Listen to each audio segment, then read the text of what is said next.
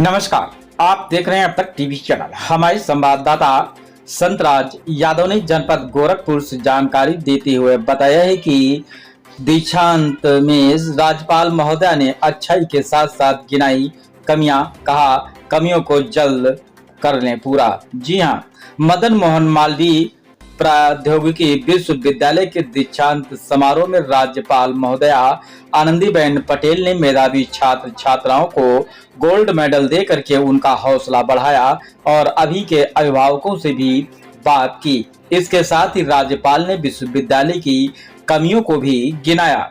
गोरखपुर के मदन मोहन मालवीय प्रौद्योगिकी विश्वविद्यालय MMUT का 11वां दीक्षांत समारोह 5 अगस्त यानी कि कल सुबह विश्वविद्यालय के मल्टीपर्पज हॉल में आयोजित हुआ। इस समारोह की अध्यक्षता उत्तर प्रदेश की राज्यपाल एवं विश्वविद्यालय की कुलपति आनंदीबेन पटेल ने की। वहीं Hindustan petroleum corporation limited HPCL के अध्यक्ष एवं प्रबंधक निदेशक विकास कौशल मुख्य अतिथि के रूप में शामिल हुए। इस अवसर पर उन्हें डॉक्टर ऑफ साइंस DSc की मानद उपाधि भी प्रदान की गई।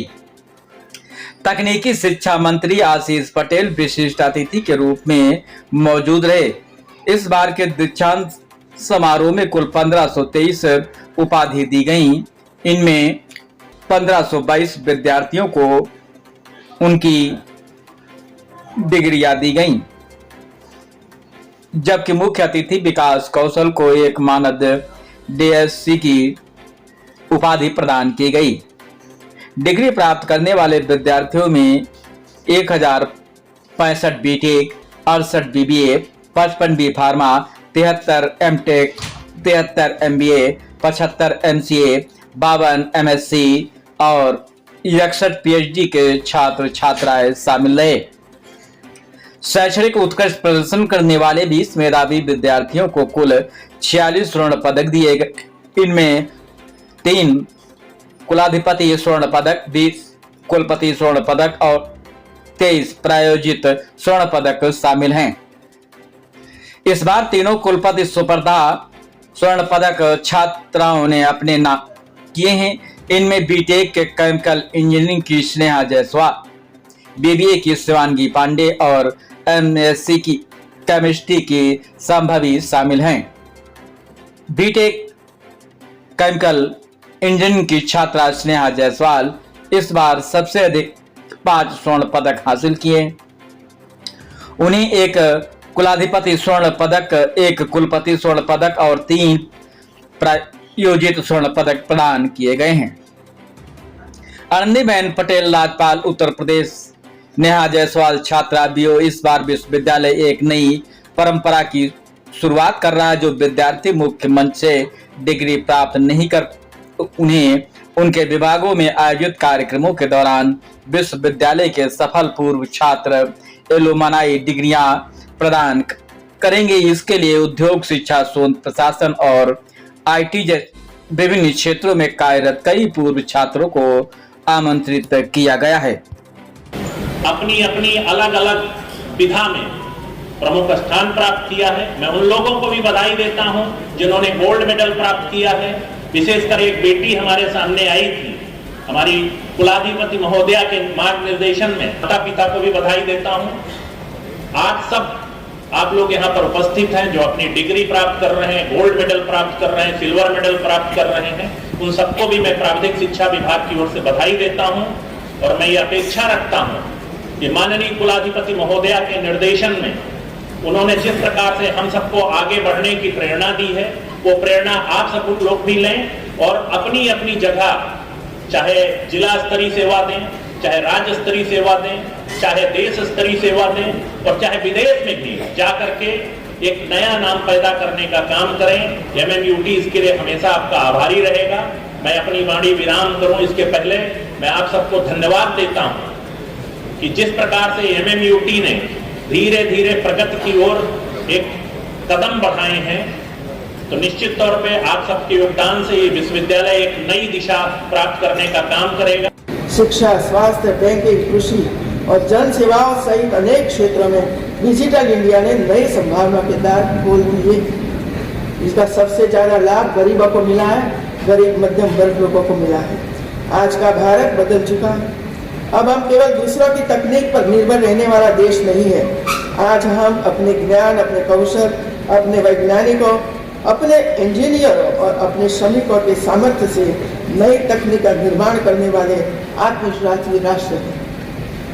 जब भारतीय नौसेना में INS गुनागिरी, INS संशोधक, INS अग्रय और INS महेंद्रगिरी जैसे अति आधुनिक युद्धपोत शामिल होते हैं तो वे यह संदेश देते हैं कि डिजाइन से लेकर निर्माण तक हर चरण भारत की प्रतिभा, भारत की तकनीक और भारत के श्रम की पहचान है।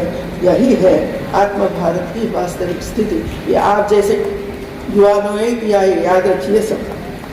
इसी प्रकार मेड इन इंडिया C-295 विमान का निर्माण हो गया और अभी उड़ान भर रहा है।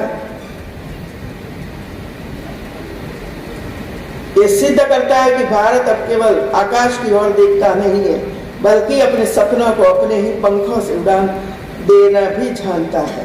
भारत में ऐसे 40 विमानों का निर्माण हो रहा है। DRDO द्वारा विकसित launch range land attack cruise missile का सफल परीक्षण इस बात का प्रमाण है कि भारत अपनी सुरक्षा आवश्यकताओं के स्वदेशी तकनीक से पूरा करने की दिशा में तेजी से आगे बढ़ रहा है। और यह परिवर्तन यही नहीं रुका। गगनयान मिशन भारत के वैज्ञानिक सामर्थ्य का नया अध्याय है। इस मिशन के माध्यम से भारत पहली बार अपने अंतरिक्ष यात्रियों को पृथ्वी की निम्न कक्षा में भेजकर सुरक्षित वापस लाने की क्षमता विकसित कर रहा है। गगनयान बन रहा है। ये टेक्नोलॉजी वाले मेरे साथ आए थे अहमदाबाद और इसरो बताया था सब लोगों को, और राष्ट्रीय रक्षा यूनिवर्सिटी दिखाया था, याद होगा। अभी ये उसी समय हमारी विषय नहीं थी, लेकिन दूसरे थे।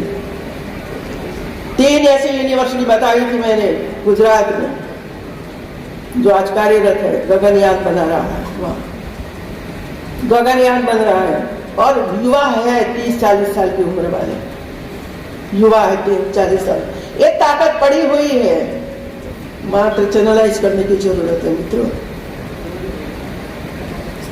इसी प्रकार भारत का स्वदेशी एडवांस मीडियम कॉम्बैट एयरक्राफ्ट कार्यक्रम भविष्य की रक्षा तकनीक की दिशा तय कर रहा है। 5वीं पीढ़ी का यह स्टील्थ लड़ाकू विमान अति आधुनिक युद्ध की आवश्यकताओं के अनुरूप भारत की स्वदेशी क्षमता का प्रतीक बना हुआ है।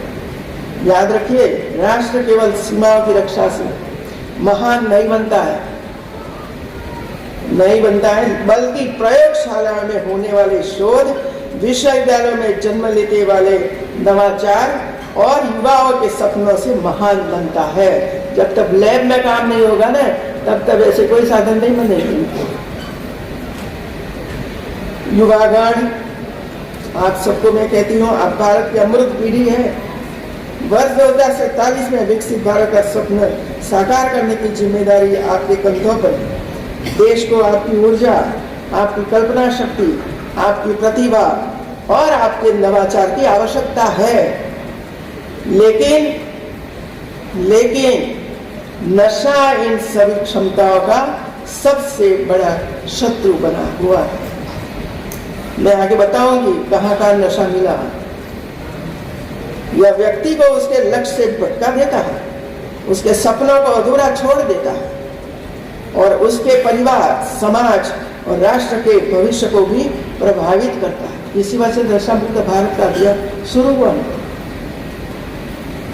अभी हाल ही में माननीय प्रधानमंत्री जी नशा मुक्त युवा विकसित भारत संकल्प अभियान का शुभारंभ हुआ, जिसमें देश भर के करोड़ों युवाओं 28,000 से अधिक स्थानों पर एक साथ जुड़कर इस जन आंदोलन के साक्षी बने। इस अभियान के अंतर्गत नशा मुक्त भारत के निर्माण हेतु शपथ ली गई और अगले 100 सप्ताह तक यह जन आंदोलन निरंतर आगे बढ़ेगा। जन भवन उत्तर प्रदेश में भी इस अभियान के अंतर्गत कई कार्यक्रम संचालित किए जा रहे हैं। विश्वविद्यालय में भी ऐसे कार्यक्रमों में प्रतिभाग करने व संचालित करने के निर्देश दिए गए हैं और ये कार्यक्रम आपको करना ही है। आज विज्ञान और प्रौद्योगिकी ने मानव जीवन को अभूतपूर्व सुविधा प्रदान की है। आज हम अंतरिक्ष से लेकर कृत्रिम बुद्धिमत्ता तक नई नई उपलब्धियां प्राप्त कर रहे हैं। यह निश्चित रूप से गर्व का विषय है कि भारत की विकास की इस यात्रा में विश्व का नेतृत्व करने की दिशा में तेजी से आगे बढ़ा। देखिए, ये सब नरेंद्र मोदी प्रधानमंत्री बनने के बाद ही ये काम की शुरुआत हुई, कोई भी बात नहीं। लेकिन कई हमारे जंतर मंतर में आए हुए क्या बोलते थे, मोदी तो अभण है, अनपढ़ है, ऐसा है ऐसा है। ये है ना संस्कार, इसमें नहीं जाना है अभी। तो देश में कोई भी व्यक्ति ने छोटा सा भी काम किया है तो उसको सराहना होनी चाहिए, बहुत अच्छा काम है।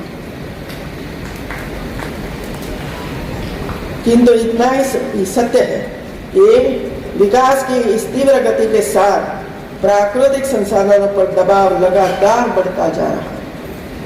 जल, ऊर्जा, वन, भूमि और पर्यावरण जैसे अमूल्य संसाधनों का जिस प्रकार अंधाधुंध दोहन हो रहा है वह आने वाली पीढ़ियों के लिए गंभीर चिंता का विषय है।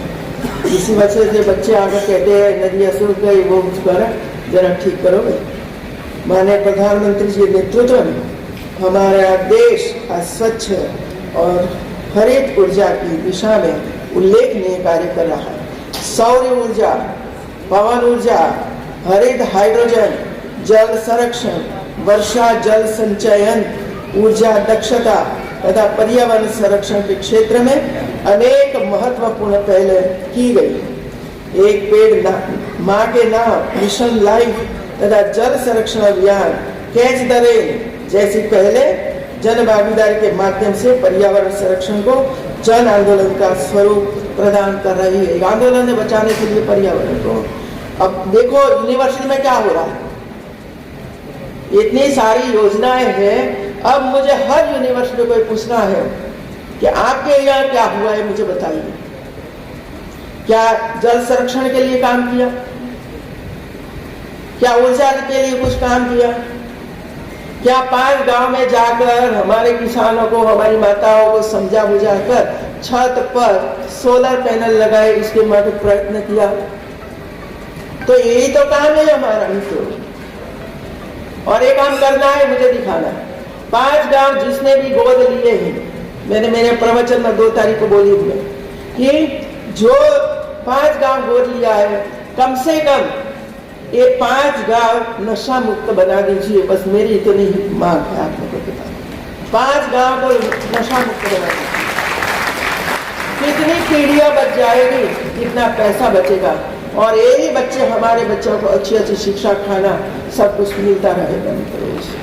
इतना काम करिए, मिशन और पूरा आयोजन करिए। मुझे बताइए कि हम लोगों ने ये आयोजन करके काम शुरू किया है। हम लोगों ने जन भवन में नशा मुक्त 2 साल से करवा दिया है, लेकिन 3 पकड़े गए तो तीनों को फिर से शुरू किया है। क्योंकि ये तो छोड़ते हैं फिर से चालू ही हो जाती है, तो बार बार करना पड़ता है, तब नशे से मुक्त होती है। मैं बताऊं आपको, हमारी काशी, मिर्जापुर और एक तीसरा डिस्ट्रिक्ट है जिसमें 2500 महिलाएं ग्रीन साड़ी पहनकर नशा मुक्ति अभियान चला रही है। आपने कल्पना की है कभी? शुरुआत की अपने पति देवों से, पति से शुरुआत की कि आपको नहीं पीना है। धीरे धीरे धीरे करके पहले तो उनको छुड़वाया, लेकिन एक माँ ऐसी थी कि उसका पति छोड़ता नहीं था, तो पुलिस स्टेशन में गई, FIR दर्ज कराई। हिम्मत देखो उसकी, और पुलिस पकड़ कर ले गई। 5 दिवस से थाना में दारू नहीं मिला, खाना कम मिला, और माँ मिलने के लिए जाती थी उनको, पति को। कैसा रहता है, आपको छोड़ोगे? और 5 दिन के बाद उसने कहा कि मैंने छोड़ दिया है, अभी मुझे वापस ले जाइए। तो खुद पत्नी उसको लेने के लिए गई, अपने घर पर ले गई और उसको इसके साथ ये अभियान में जोड़ दिया। मित्रों, ये है हमारी माताएं। आज समय नहीं है, लेकिन मैं बता दी इसके अलावा क्या क्या काम कर रही है। पर्यावरण संरक्षण केवल सरकार का दायित्व नहीं है, बल्कि प्रत्येक नागरिक की नैतिक जिम्मेदारी है। यदि प्रत्येक व्यक्ति जल की एक एक बूंद बचाने, ऊर्जा का विवेकपूर्ण उपयोग करने, अधिक से अधिक वृक्ष लगाने और प्लास्टिक के उपयोग को कम करने का संकल्प ले, तो हम एक स्वच्छ, हरित और समृद्ध भारत का निर्माण कर सकते हैं। आज देश के विभिन्न हिस्सों में जल संरक्षण के लिए अनेक अभिनव और सराहनीय प्रयास किए जा रहे हैं। इन प्रयासों में गुजरात के सूरत नगर का उदाहरण मुझे देश के लिए प्रेरणा स्रोत बनकर उभरा है। सूरत में सर्कुलर वाटर इकोनॉमी की अवधारणा को सफलतापूर्वक अपनाया गया है। वेस्ट वाटर, उसका शुद्धिकरण करना और फिर से इसका उपयोग करना। इस मॉडल के अंतर्गत शहर के अपशिष्ट जल का आधुनिक एवं वैज्ञानिक तकनीकों के माध्यम से शुद्धिकरण कर उसे औद्योगिक उपयोग के लिए उपलब्ध कराया जाता है। इससे एक और गंदे पानी के प्रभावी प्रबंधन की समस्या का समाधान होता है, वहीं दूसरी ओर बहुमूल्य जल संसाधनों का संरक्षण तथा उनका पुनः उपयोग सुनिश्चित होता है।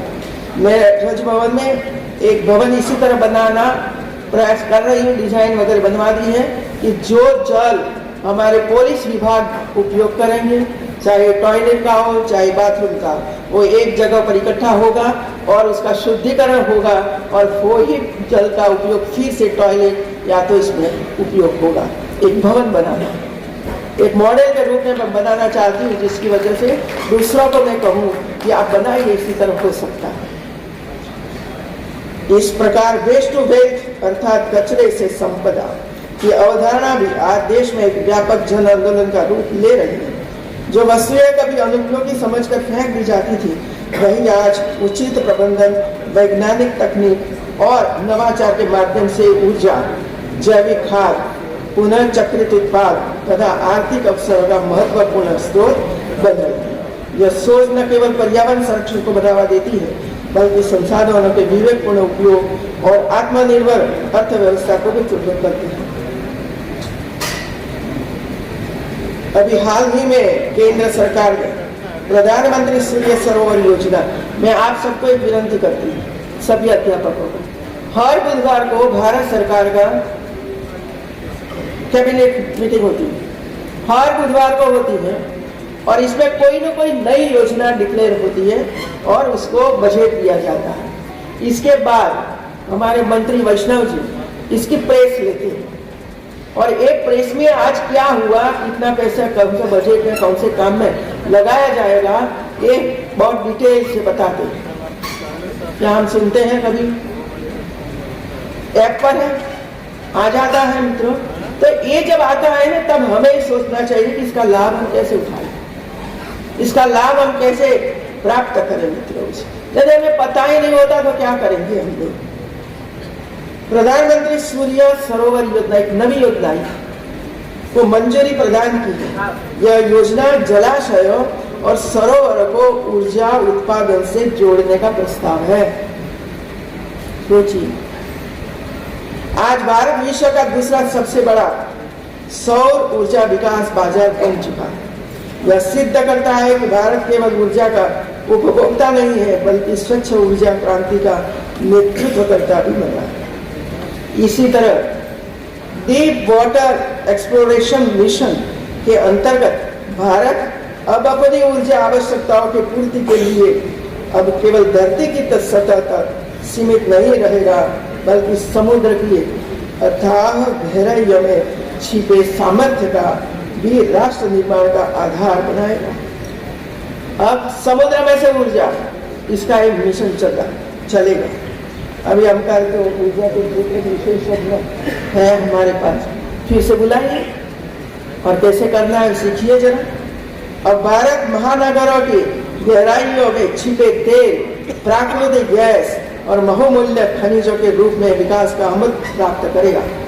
आज भारत केवल आर्थिक, वैज्ञानिक, तकनीकी क्षेत्र में ही नहीं, बल्कि खेलों के क्षेत्र में भी वैश्विक शक्ति के रूप में अपनी सशक्त पहचान बना रहा है।